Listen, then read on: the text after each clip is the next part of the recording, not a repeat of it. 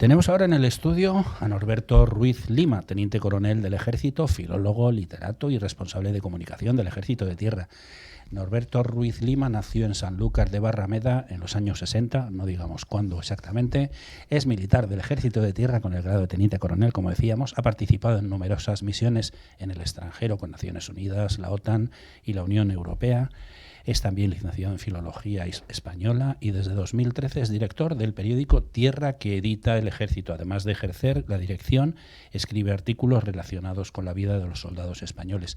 Ha escrito también varios libros, como la novela de ficción histórica Las mareas no suelen equivocarse, Soldados de Mostar a la ruta Litium, estoy espesito, y Misión Bosnia, la ruta de los españoles, del que es coautor. No sé si tendrás alguno más, luego nos lo cuentas. Escribe además un blog literario, El Escritor, Sus Fantasmas, Los Libros y la Noche, donde los libros es el universo central de sus escritos. Mi teniente coronel, ¿te puedo tutear? Ah, por supuesto que sí. Primero porque somos amigos y segundo porque estoy encantado de estar aquí. Pues gracias por estar con nosotros. A Julia ya la conoces. Sí, Julia. Hola, encantado. ¿cómo estás? Un placer tenerte por aquí en el estudio, de verdad. El placer es mío. Vamos a empezar a disparar, que dice Fernando, ¿eh? Te hemos presentado como militar y como literato eres filólogo, pero ¿qué empuja a un militar a hacerse filólogo y literato o a un literato y filólogo a hacerse militar?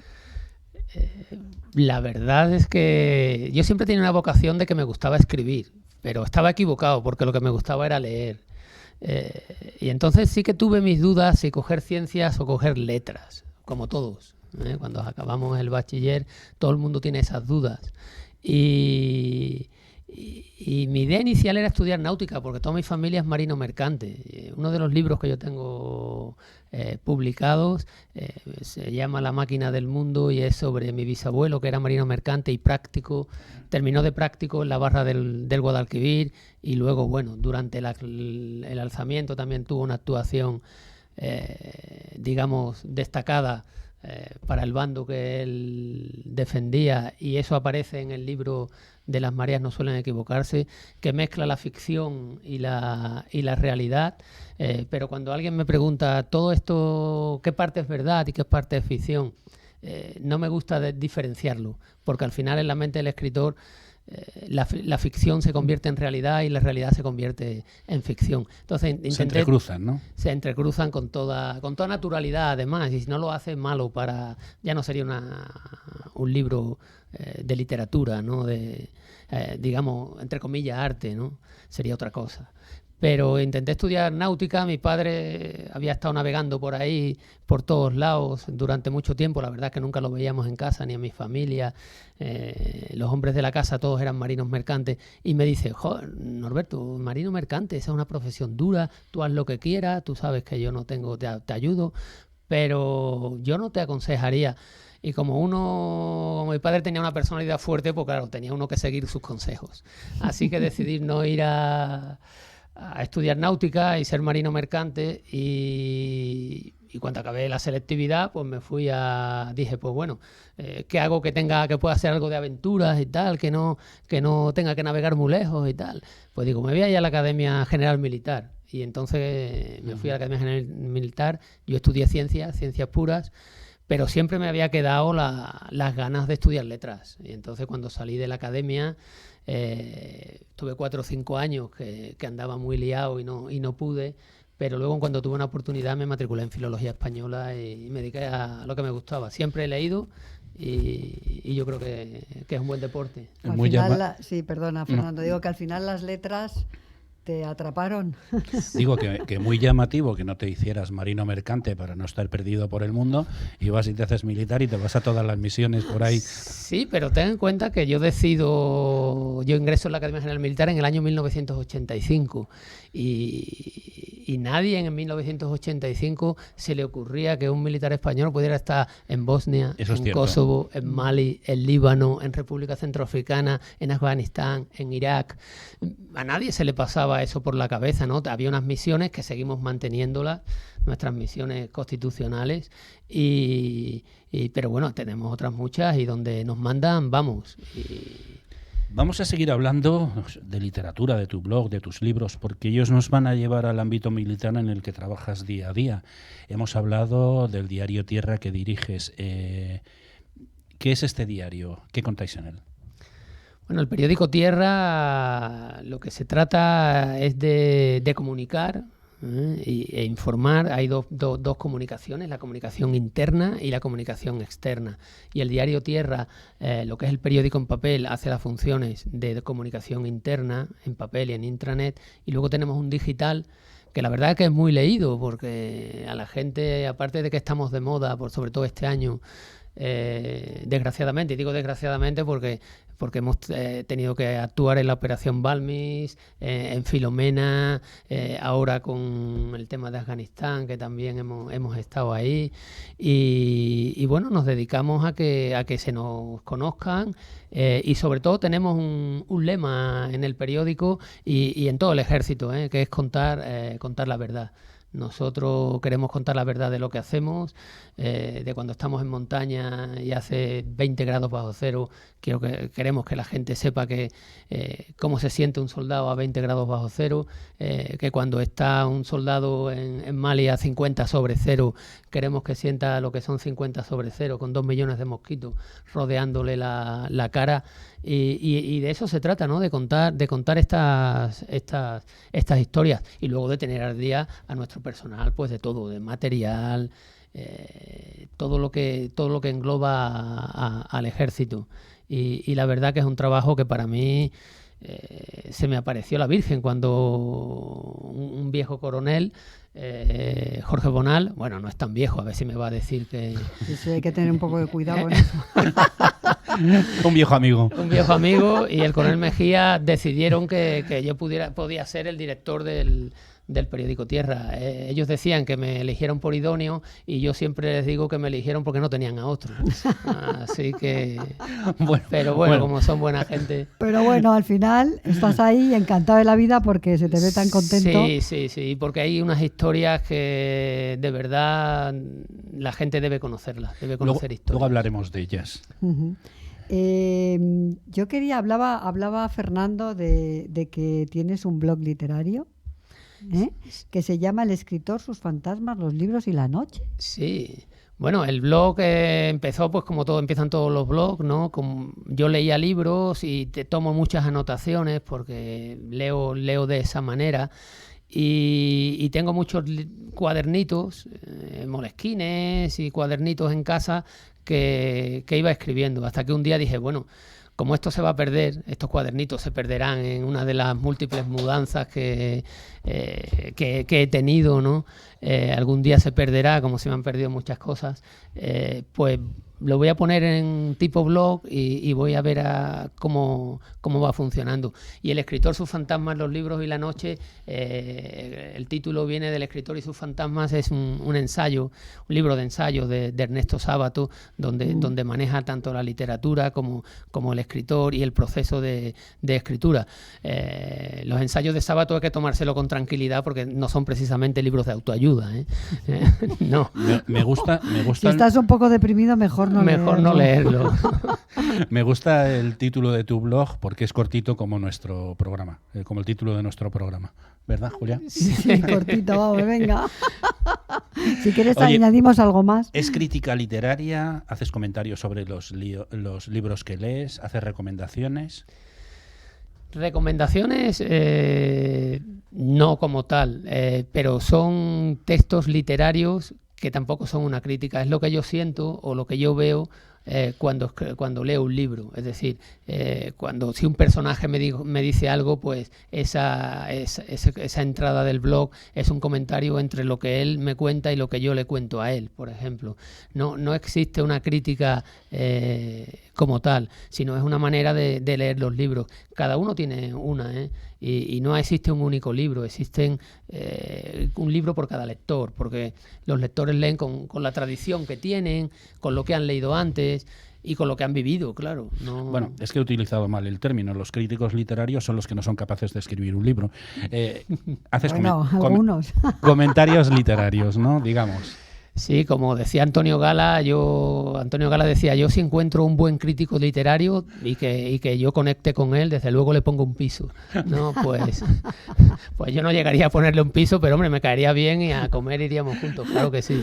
No, estaba bromeando con lo de que los críticos literarios no saben escribir, pero no, normalmente un crítico literario no es un escritor, es una persona que lee mucho y que vierte su opinión. Julia. A mí me interesa mucho este perfil tuyo, ¿no? O sea, desde luego militar, filólogo, también escritor. ¿Cuántos libros has escrito, Norberto? Yo tengo constancia de Las mareas nunca se equivocan, Soldados de Mostar a la ruta Litium y Misión Bosnia, la ruta de los españoles, del que eres coautor, ¿no? Sí, eso fue Bueno, cuando se cumplen los 25 años de Bosnia, entramos en Bosnia, se cumplen los 25 años, pues yo pensé que era bueno que se reuniera a los familiares de los caídos. Allí caen una serie de compañeros y yo pensé que era bueno, y todo el mundo pensó, claro, tener un libro. Porque para mí la escritura es lo que permanece. Como decía Hölderlin, todo lo que es eterno lo escriben los poetas, no hay más. Ya nos podemos nosotros poner a hacer muchas cosas. Y entonces yo quería que ese libro lo tuvieran los familiares. Entonces se reunió, el jefe de Estado Mayor del Ejército reunió a todos los familiares y se entregó ese libro indicando, pues bueno, cómo sucedió cada hecho. Yo de hecho tengo dos muy buenos amigos que eran de mi promoción, que murieron allí en el año 93, Jesús Aguilar y Arturo Muñoz Castellano, dos tíos fenomenales y uno dice, siempre parece que una frase manida, se van los mejores, no, pero es que estos tíos eran de los mejores y lo demostraron, ¿no? por lo que hicieron. Que en el libro de Soldados sí que aparecen sus historias, pero todos los que estuvieron allí. Entonces quería que quedara como libro, quería que quedara. También hizo unas entrevistas a todos ellos, a los que estuvieron allí en aquellos momentos y tal. Y esa era la idea de Misión Bosnia, el permanecer un poquito y que la familia sobre todo se reconfortara sabiendo que 25 años después el ejército no se olvida de nadie. Es un poco de, ¿no?, los testimonios, un poco una vertiente muy periodística, ¿no? Porque al final sí, cuando un periodista busca eso, ¿no?, los testimonios y da al centro de las cosas, ¿no? Y también es bonito, sí. Tu otro libro, Las mareas no suelen equivocarse, lo defines como ficción histórica. ¿Qué se va a encontrar el lector? ¿Más ficción, más historia o volvemos a aquello de entrelazar una cosa con otra? Está totalmente entrelazado, hay personajes reales y hay personajes ficticios. Los malos, por supuesto, son ficticios, porque si no, no podría yo volver por Sanlúcar. Está basada en Sanlúcar de Barrameda y ocurre, pues bueno, después del golpe de Estado de 1936, el alzamiento, de qué ocurre durante ese tiempo, esos días después y el tiempo después de posguerra, son esos años. Entonces está escrito a tres voces, que es la dificultad que tiene la novela. Esta para mí es la más literaria de todas y hombre, todas me gustan, ¿no? Pero esta es la más complicada de entrelazar y la más difícil de hacer, porque está hecha en una primera persona. Uno de los protagonistas habla en primera persona, una tercera persona y luego en una segunda persona, habla de un tú, ¿no? Y eso, entrelazar las tres maneras de escribir, pues no es fácil sin que el libro te explote en las manos, claro. Nos has hablado también de Misión Bosnia y finalmente Soldados de Mostar a la ruta Litium. De Mostar a la ruta Litium. Cuentas historias no solo vividas por ti, sino de muchos militares que han participado en esas campañas de Naciones Unidas, la Unión Europea, la OTAN, y que han sido testigos directos de lo que allí sucedía y que tú lo vas contando. Sí, bueno, esto surge como... A mí me gusta mucho la novela decimonónica, ¿no? Y toda la novela decimonónica se escribe por fascículos en periódicos. Nosotros llevamos un periódico, entonces pensamos que era buena idea escribir las historias de nuestras cruces rojas en el periódico. Entonces cada Cruz Roja para que nos entendamos, una persona que gana una Cruz Roja es una persona que ha hecho actos de valor en determinados momentos y ha entrado en combate, ¿no?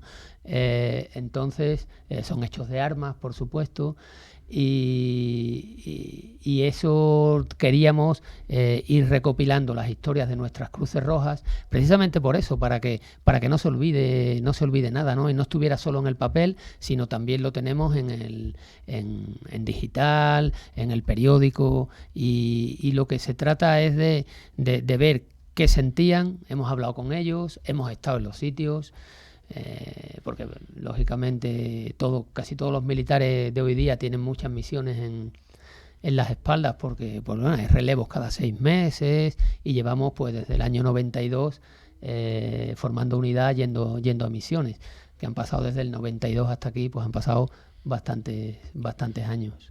Has hablado, sí, perdona, Julia, has hablado de Cruces Rojas. Voy a dar un salto porque lo tenía para después, pero para que la gente se entere, y ahora volvemos atrás.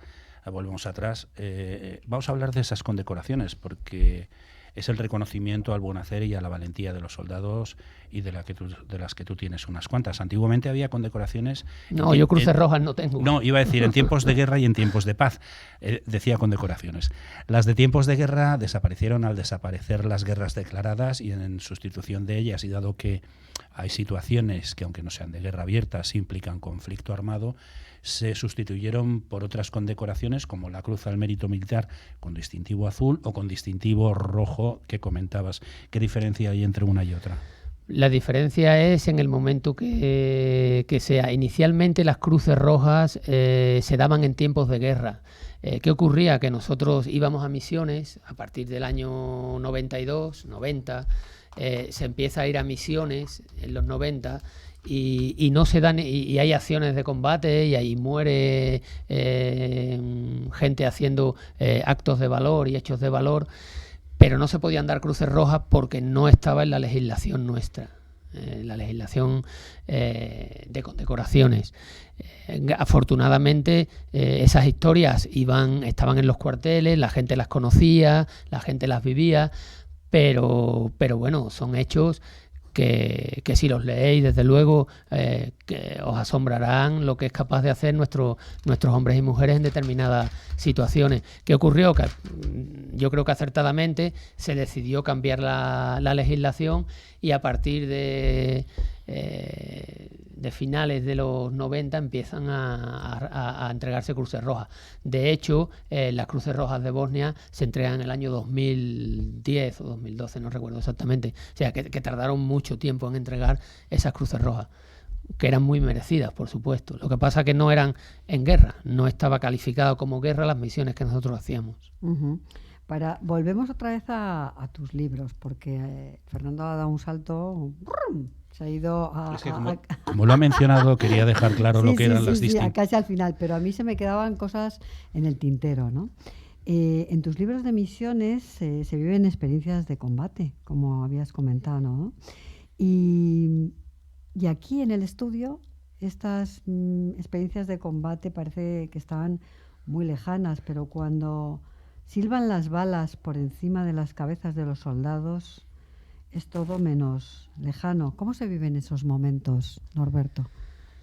Las historias que ellos cuentan, silban las balas en República Centroafricana. Ese hecho fue un ataque que sufrió una unidad de operaciones especiales nuestras en una calle de la República Centroafricana. Ellos siempre cuentan lo mismo, ¿no? Cuando estás ahí, todo el mundo haría lo que hemos hecho nosotros. Hombre, yo siempre digo lo mismo, hombre, todo el mundo lo haría, pero el que estaba ahí eras tú. Exacto. No, esa es la diferencia.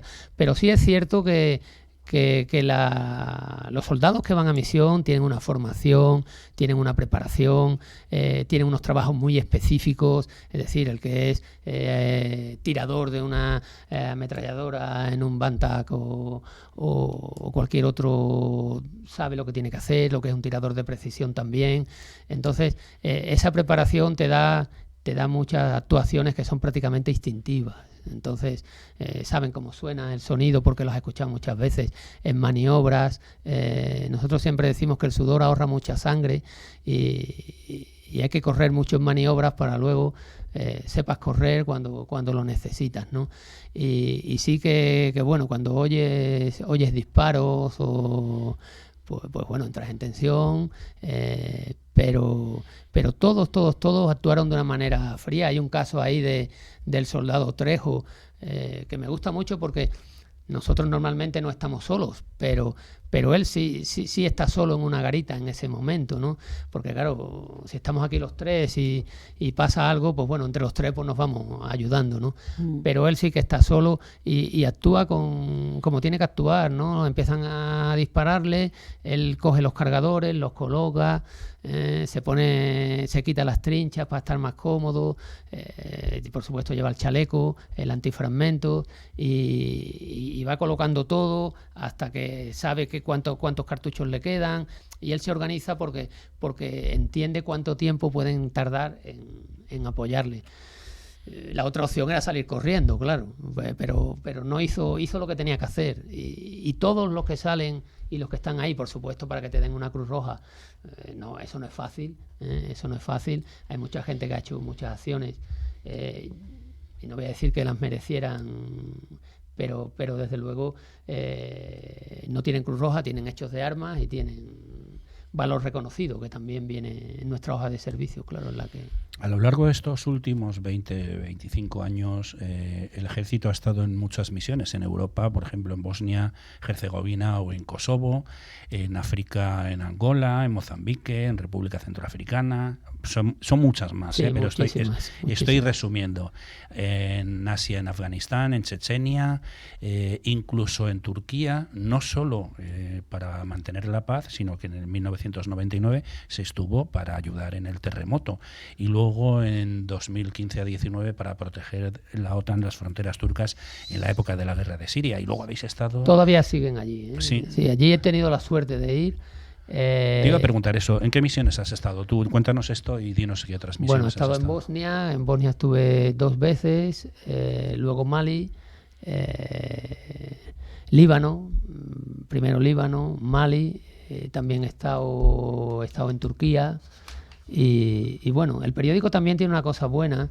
Esos son misiones, ¿no? Misiones de 6 meses, pero también el periódico tiene una cosa que ha estado haciendo reportajes en determinados sitios, ha estado conociendo a la gente, y eso te da bueno, pues una manera de ver las cosas cercana, ¿no? Y en Turquía sí que estuvimos y vimos trabajar a nuestros artilleros, y están los misiles Patriot, hay una batería de misiles Patriot, están dentro de una base americana en Adana, en el sur de Turquía, cerquita de Siria, y la verdad que están haciendo un gran trabajo. Claro, nuestros artilleros son tíos muy buenos. Tú hablabas que habías tenido la suerte, ¿no?, de estar, ahora cuando estabas contestando la pregunta, decías, he tenido la suerte de poder estar, eso...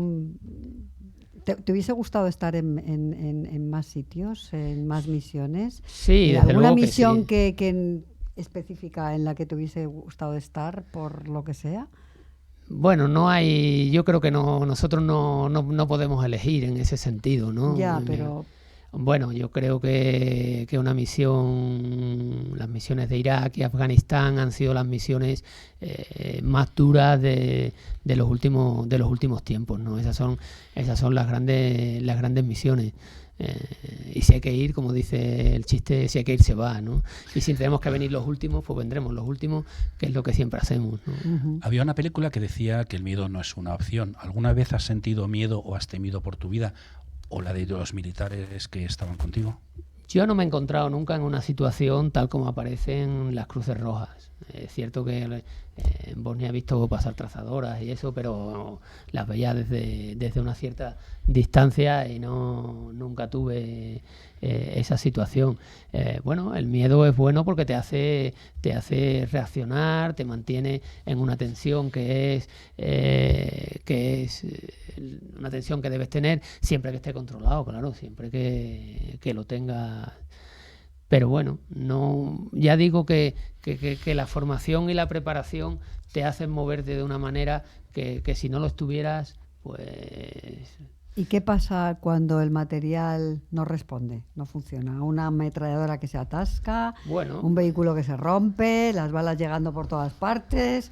¿Cómo se vive en esos momentos, Norberto? ahí sí que ya entra la toma de decisiones, ¿no? Y nuestra toma de decisiones llegan a todos los niveles, ¿eh? Que es lo bueno que debe tener un ejército, y es lo que hace que un ejército, es decir, nuestros soldados también toman sus decisiones, todo el mundo tiene que tomar sus decisiones en su momento, y bueno, cuando ocurre eso, pues tienes que cambiar el plan. Nosotros siempre decimos que los planes duran lo que duran el primer movimiento del enemigo, ya hay que cambiar y ya hay que... en este caso hay un caso que sale ahí, que es en el paso de Zap-Zap, que es un combate que tuvieron nuestros soldados en Afganistán, y el vehículo del sargento Serantes, que yo comento mucho su historia, o la compañía del capitán Iván San Miguel. Ahí en ese momento se les interrumpe la ametralladora. Claro, perder potencia de fuego en ese momento pues es peligroso, ¿no? Y ellos toman la decisión de salir del vehículo y empezar a tener a tomar la libertad de acción, de no estar solamente recibiendo fuego, y bueno, bien tomada. Norberto, la radio es que siempre se nos pasa volando el tiempo. Nos quedan 2 minutillos, pero yo quería leer, hablas del paso de Zap-Zap, la novela Soldados de Mostar a la ruta Litium. Empiezas diciendo que hay lugares llamados al combate, hay lugares por donde la batalla nunca pasa de largo, hay lugares empeñados en ver volar la primera bala y la última, hay lugares arterias de todo contacto social, paso obligatorio de viajeros y mercancías que no pueden ser nunca dominados por extorsionadores, insurgentes o señores de la guerra. Hay lugares que parece que giran a la vez que el planeta, pero que de vez en cuando el tiempo los detiene para envolverlos en un estrépito de la batalla. Hay lugares como el paso de Zap-Zap en Afganistán. Lo he querido leer porque es un comienzo muy interesante para que la gente vea lo que puede enganchar esta novela. Pero se nos acaba el tiempo y podríamos hablar de muchas cosas más, pero no solo hay novelas, no solo hay ejército, es que también estáis en la música, porque el Ejército de Tierra se ha unido al proyecto de la última gira de solidaridad y apoyo a la cultura en la gira El Último Aplauso. ¿Qué hace el ejército en esta gira? Bueno, el ejército está apoyando la cultura y el arte en estos momentos de pandemia.